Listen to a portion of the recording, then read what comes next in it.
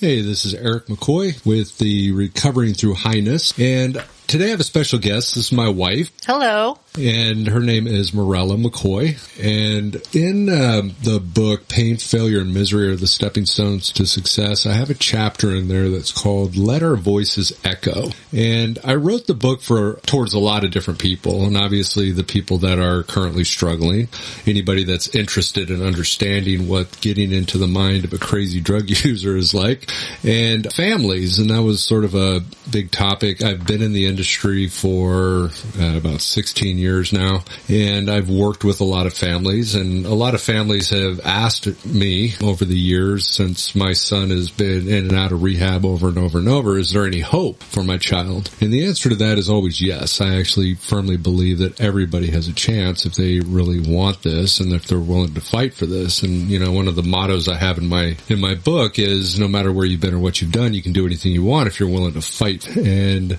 so it's tough on families with kids out there running around and unsure on whether they're alive a lot of times. And so my wife has gone through a situation with her 23-year-old son. He also was in that boat of being in and out of recovery. And so I wanted my wife to talk a little bit about what happened and what the situation was with her, and what is, I guess in a lot of ways, what the best thing for families to do in terms of this. So if you want to kind of introduce the situation with your son. Sure. As Eric stated, I am his wife. We have actually been together for 8 years, and we have 5 children combined together. So we are the modern day Brady Bunch. And after meeting Eric and kind of going through a divorce, there was a lot of struggle for my children to kind of understand, you know, the separation, and now there's this new man in their life. And so my oldest, at that point, he was about 16, 17 years old, and he decided he was going to live with his father. And we then moved, me and my other kids and Eric, we all moved to another town. And within this time, he was struggling quite a bit. Just his family was his friends. He felt like he was alone and he had me, but he wanted to stay close to his friends. So, and at that time also his father was completely out of the picture as far as, being available for him emotionally.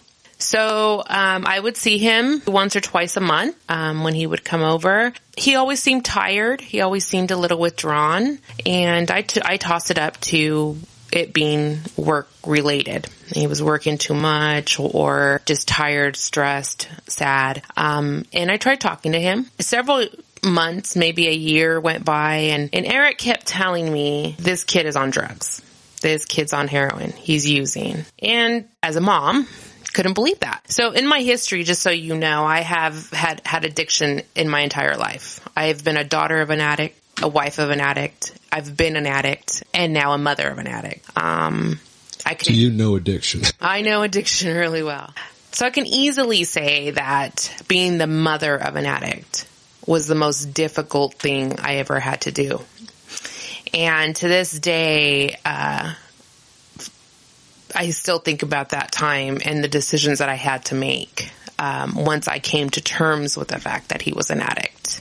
Yeah, I think it's really important for families to maybe understand what it looks like and to kind of, see the warning signs with their kids, right? In a lot of ways. And I know with your son, and that was sort of one of the things that I just kept noticing, especially with heroin users. Obviously they have very pinned eyes. There's really no dilation as far as the individuals that are using heroin, and obviously sleeping all the time, and him being late to our wedding. Yeah. He was supposed to show up at our wedding and showed up about 15 minutes late. Yeah, he was a little bit late. And so, yeah, there definitely were a lot of signs, the irresponsibility, a lot of times sloppiness, not being able to get a hold of. Right. Yeah, it was frustrating because like Eric said, he mentioned the wedding, and again, just excuse after excuse coming out of my mind that he was just tired from working too much and he was stressed, and I couldn't picture my child using drugs, and nobody around me could tell me different, especially my own soon-to-be husband. It wasn't until I had to open my own eyes and finally see it. I think that parents need to realize that us telling our kids don't do drugs is not going to stop them from doing drugs. If they have the ability to get high, or they have friends that are getting high, that's much more of an influence than what you tell your kids. Now, that's not to say that every kid's going to use drugs, because you do tell your kids don't use, don't do this, don't do that. And there's some kids that listen, and there's some kids that don't have any desire to do it. And I have one of those too. He wants nothing to do with drugs, nothing to do with alcohol. So, there's kind of two different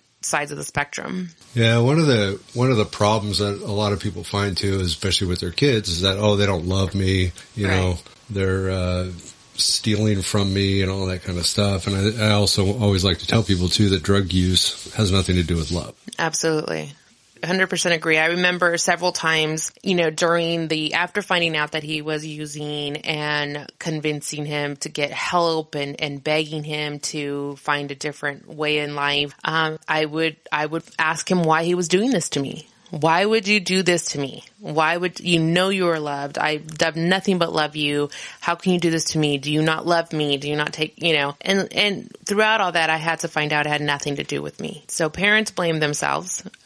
We really do. It's a difficult situation because they get to a point where if they fall when they're 2-3 years old, we put a Band-Aid on it. We give them a kiss, a boo-boo, and they're fine. When they're old enough to make these choices, there's not much you can do to fix it. There's nothing you can do. And that's the hard part. They put all this money in, they send them to rehab, and then they screw up, and then they put them back in rehab, and then they screw up, and then they put them back in rehab. And the problem is that you're doing something of what you want them to do, and it's ultimately not really what they want to do. And usually when that process continues, we always kind of think about it like, we love our kids, and, so we don't want to abandon them. And in a sense, you're actually killing them. Absolutely. So I remember with my oldest, because Eric was been in the industry, he was able to really help us get him into some pretty good rehabs, able to find the right help for him. He would last maybe about a week or two, and he'd be doing great. He'd clean up, and within 2 to 3 weeks, or even sometimes less than a week, he'd disappear. He basically escaped from the rehab. Not like they keep him tied down, but he would basically say, I'm out of here. I got things I got to do. Things to do. There's always, addicts always have things to do, right? So I would get the call and say, hey, just want to let you know, Alex took off, and it would start the cycle over again. I'd start crying, wondering why he was doing this to me and his family. He didn't love us. It was the constant. This happened, I think, about almost 5 times. This happened 5 times. So he was in and out of rehab, would escape. Sometimes he'd end up in jail. And, jail doesn't really hold you for long. And so it's kind of different from when you were younger and in jail and it was a felony. Now it's just a misdemeanor in California. So it was this really bad, endless cycle. And there was something that you said to me that always resonates with the final decision that I had to make. And I had to stop blaming myself. And you could say that till you're blue in the face. But Eric said, if your son would have been successful, went to college, became a CEO of a big organization, would you take credit for that? And I said, no, that would be because of his hard work and dedication. And he said, then why are you taking credit for his drug addiction? And that, I tell everybody that now that I hear it from, because from that point forward, after he told me that, it was, I've got to make some really tough choices. And most mothers or fathers or parents of any kind that adore their children would not be able to do what I finally did. And that was, I had to turn my back on my son. I had to tell him, no more. I'm not helping you. You can't live with me. I'm not giving you money. I'm taking your car. You need to figure this out. And it was the worst 6 months of my life. Yeah, it's tough. And, and what's interesting is what ended up happening, Absolutely. Because, we stopped helping, we stopped, kind of giving him the support in a sense so that he could figure it out for himself. He did obviously get some direction, in terms of getting into treatment, but it was a decision that he had to make and that he had to ultimately do for himself. And it wasn't until that happened, and thank God that he did decide to do that for himself, that things changed around, because at this point in time, it was not you wanting it for him. Exactly. It was ultimately him reaching that place to where he wanted it for himself, because that's the only way I think it ever means anything to anybody, is they have to ultimately want it for them, not you wanting it for them. Right. Absolutely. And for parents out there, that's really what it boils down to. It's not about what we want for them anymore.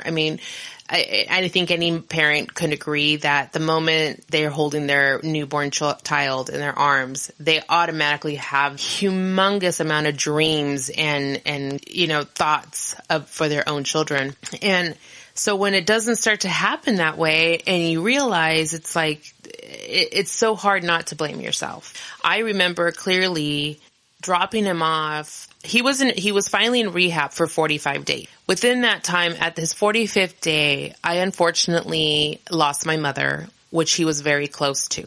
I had to go to the rehab that day and tell him that his grandmother had died. His Nana had died.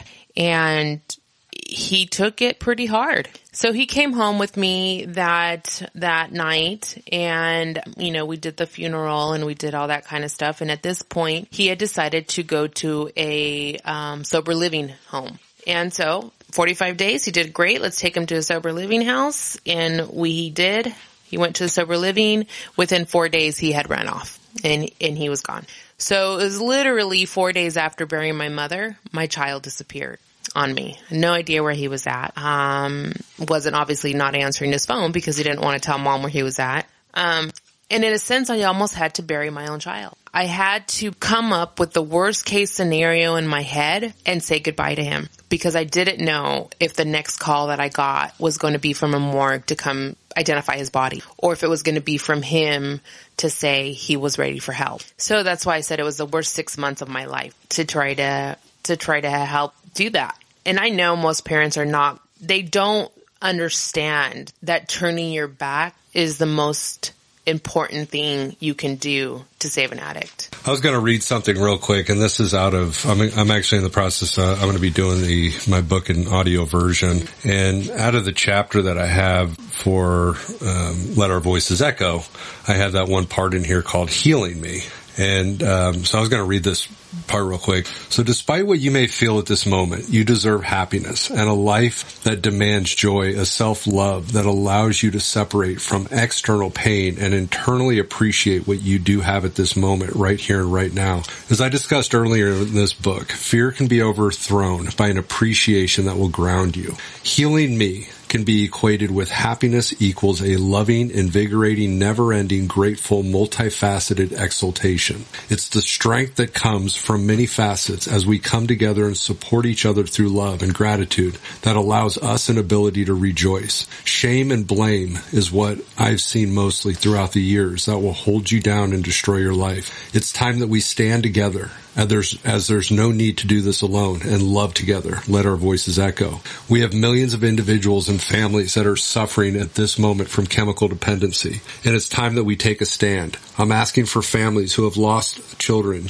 to this epidemic to remove yourself from the shadows and step forward with your stories, as this will help your healing process and help others. We must stand together as a country, for our country and with our country. With all the separations that we see in politics, religions, beliefs, and ideas, we have one thing in common, and that's this issue at hand. We've all been affected at some point, and it's time that we stand together without judgment, hatred, and disgust to address this. Why are we not discussing the truth behind this at funerals? Why are we so ashamed to discuss the problems with others? Let our voices echo. Parents sacrifice their time, energy, and existence to focus on another person and raise him or her to the best of their abilities. Unfortunately, the person that has been focused on tends to lack any appreciation and feels entitled as they nail the parents to a cross for an excruciating sacrifice.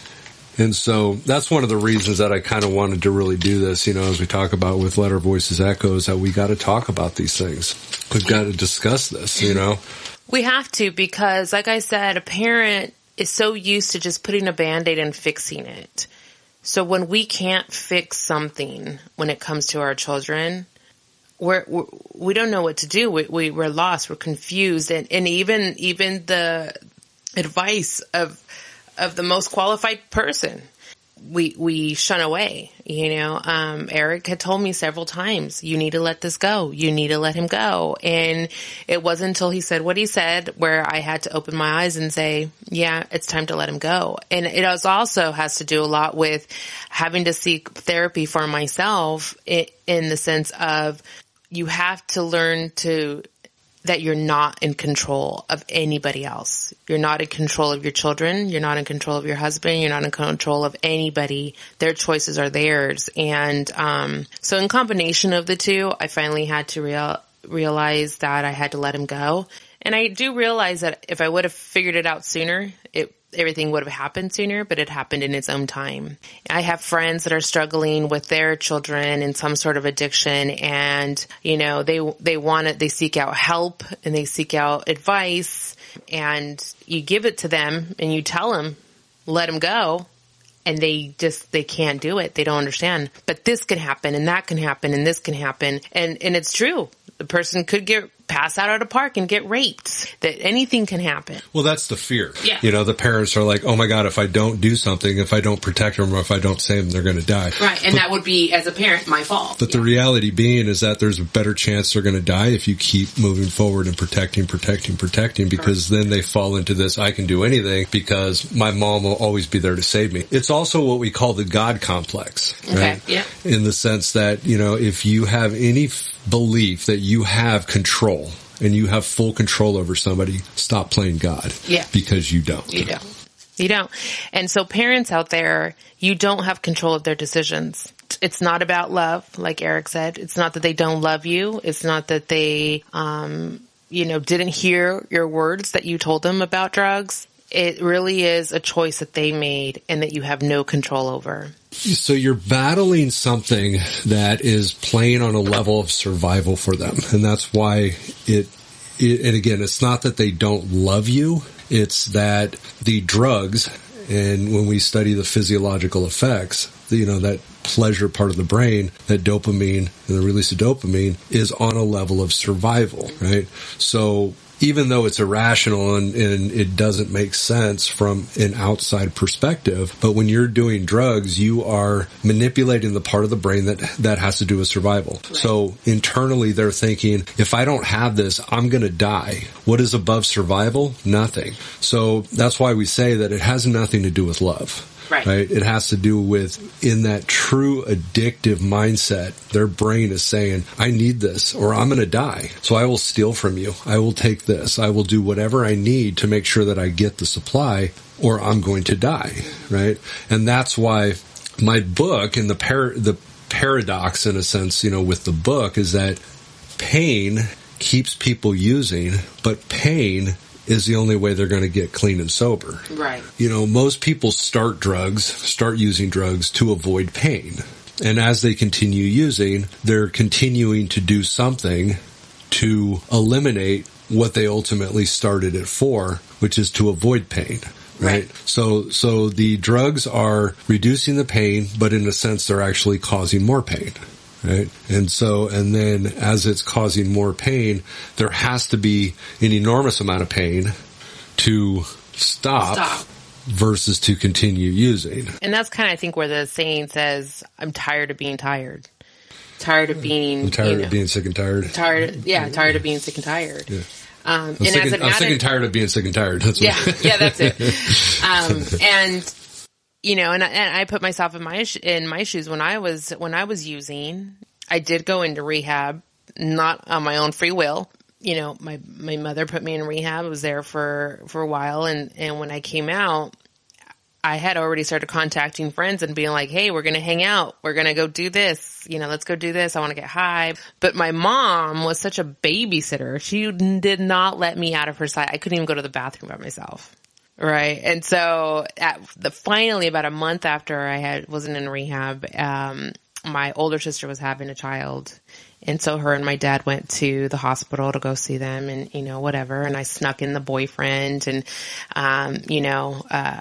whatever. In a couple weeks before that, I had snuck in the boyfriend actually. And so when they were out, I was going to go hang out with some friends, going to get high again. I was super excited. And I went to smoke a cigarette and it grossed me out. Like it made me, and I was a smoker back then, but it made me want to vomit. And I was just like, oh my gosh, I feel so sick. I got clammy. I was really grossed out. Well, it turns out I was pregnant with this said child. And he was my motivation then not to get high. So that's when I stopped using. And I mean, I had no intentions on staying clean, and so because he became my motivation, I never, I didn't use again, except for a small relapse later, but, I never used again. And so if they don't have anything to motivate them to stay clean, they're not going to stay clean. Right. And that's what I talked kind of before on this podcast too, is that, everybody's motivated by one of two ways. And the first way, which is they're motivated by moving away from a painful experience, mm-hmm. right? So there has to be an enormous amount of pain. So the family can help in that sense by moving away, by stopping to support, by no longer helping, because now it's time, you need to figure it out. You need to go out there. And by me no longer supporting their drug use, mm-hmm. by protecting them all the time, they're going to have a better chance of gaining that pain that they need to say, whoa, wait a minute, maybe I need to do something. And it's also, as a parent, it's self-love for ourselves. This person, whether they're your child or not, is causing you pain, is causing you worry and destruction. And you have to make a choice. Do I want this for myself? And am I helping him in the long run? So in this sense, you're both hurting. As a parent, you're hurting because you can't fix the problem. Your child is hurting because, well, one, you're bugging them. They don't want to quit what they're doing, and they don't see a problem with it. Most addicts don't see a problem with what they're using. They think everybody else is the problem, right? So 6 months, he was on the streets. I think he called me once or twice, asking for help again. And, I wouldn't give it to him. I said, sorry, I can't help you. He ended up in jail for, I think, 15 days. He wanted to come home after he got out of jail. I said no. Couldn't help him. And finally, I get a call that he's on his way to rehab in another state. He didn't want to be in California anymore because it was there's too many influences. But he made that choice. And I didn't have any influence with him. I didn't give him any money. I didn't help him out. He got a ride out there. He figured it all out.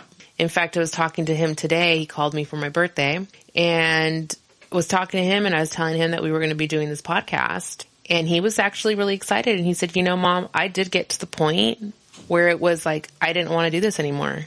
I didn't have like this massive motivation, but I just couldn't live like this anymore. It was miserable. And so he made that decision on his own, and he saw that on his own, and he realized I have nobody at this point. My mom turned his back on me. And mind you, when I did talk to him, I always let him know, I love you, but I'm not going to love you to death.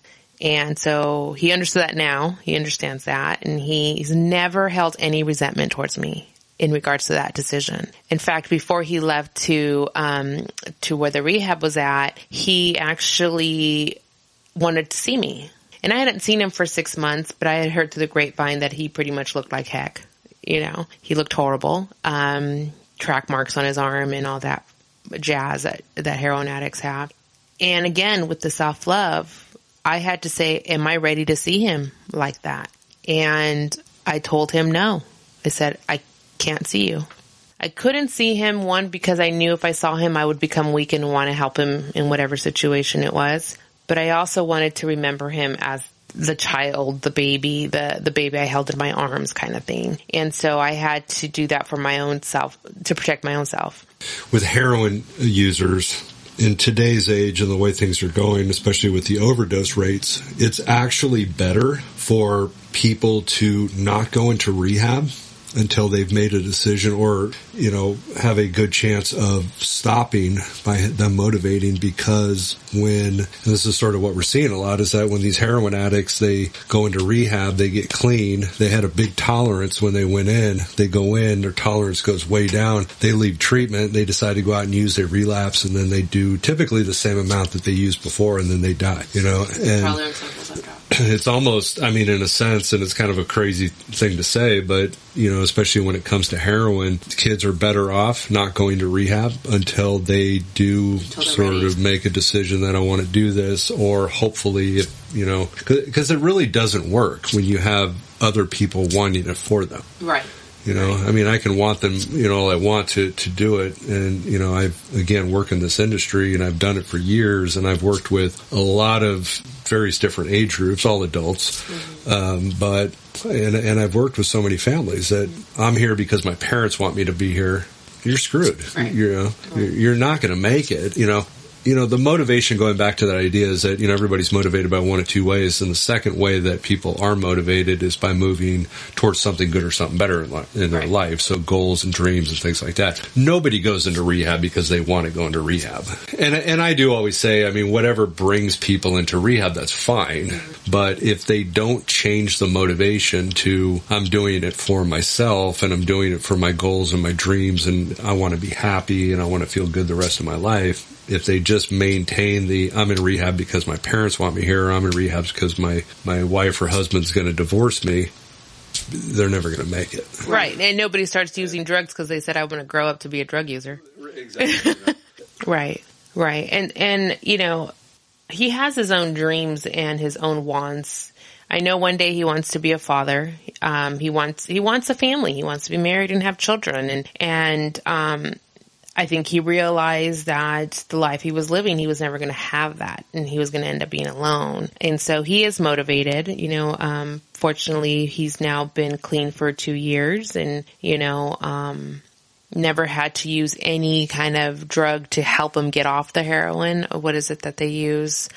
Suboxone or anything like that. So he was able to kind of fight through that pain and be able to get through it. So he stayed in rehab for about 90 days, and then got his own place, his own apartment, that kind of stuff. So it's, mine is a success story. I know there's so many parents out there don't have a success story. And I still worry about him. I still worry, are you going to relapse if life gets too stressful, or, that kind of stuff. But I know now that I have no control.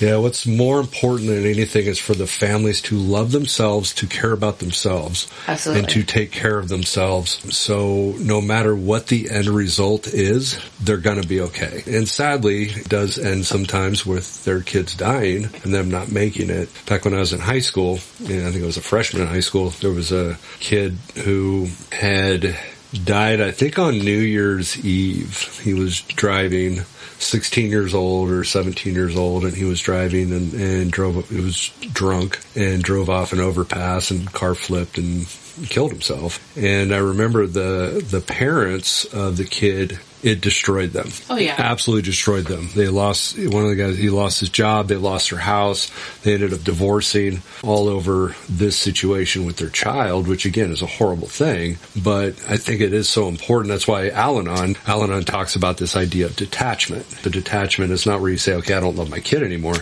but I'm distancing myself emotionally, which is the same concept of what we, like when we work in the industry and we work with people. If you're working with people for 30 days, 60 days, 90 days, 6 months, we are all humans and we sort of care about these people right. as humans. And so even as counselors and as therapists or whatever, we have to distance ourselves and make sure that we keep an emotional disconnection there, because it happens. You know, they're going to die. Some of them are going to die. We always say statistic wise that it's kind of a horrible thing to say, but if we got a room of 10, you're going to have 8 of those 10 that are going to continue relapsing and not make it. You may have 1 that's going to succeed, and you're going to have 1 that's going to die, or maybe 2 succeed, but 1's going to die. Right. And that's and I can honestly say that sadly it is what I've seen.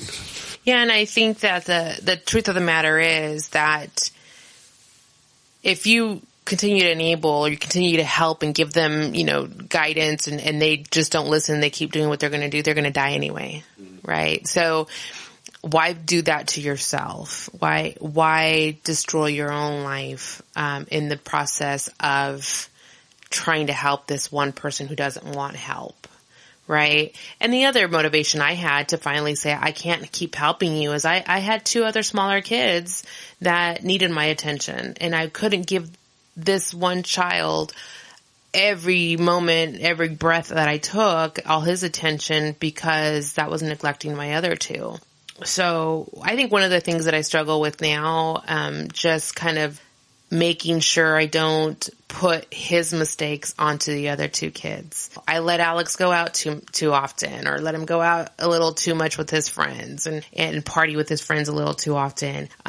So I don't want you to going out on the weekends, or I don't want you to go to a New Year's Eve party because you may do what Alex did, or, those kind of things. So that's kind of what I struggle with sometimes. And I have to think back and remember that each child is different and just learn from that. And so I think the biggest part of me wanting to be on this podcast is really for the voice of the parents. And, I have friends that are struggling with their kids and their addiction, and I know what's right for them to do. And it's hard to hear from somebody to say, you need to turn your back. You could love them from afar. That's the only way that, one, you're going to survive as a human being, because if you keep trying to help them, it's going to drive you crazy. And 2, to give that child a chance to make their own decision. And so I think that's really why I wanted to kind of get on the podcast and kind of talk about the parent aspect of it and the struggles that we go through, because we're used to fixing everything when it comes to our kids. And I remember looking at my son at one point with one of the rehabs that we were at, and his eyes were dead. I saw my child, but my child wasn't in there anymore. It was something else that had taken over, obviously the drugs, and it's like, I remember telling him, I will help my child when my child's back, but you're not my child. I said, right now you are a person who has made really bad decisions, and I can't help you anymore. So it was tough. And I think you might remember, driving from Temecula all the way back home, and pretty much I cried my eyes out the entire way, because it really, really hurt to make that decision. But if you ask me now, hindsight always being 20/20, I should have made it sooner. That's the only difference. Well, I want to thank you definitely for doing this. This is exciting, and I know, obviously, with your story, it's a success story, which is great. I mean, this is absolutely amazing. Yeah. What he did, and I know he's doing great, and he's still obviously in Arizona. All right, well, we're going to go ahead and end this, and I really appreciate it. And thank you for having me. This was really good. And then we'll see you next time on Recovering Through Highness.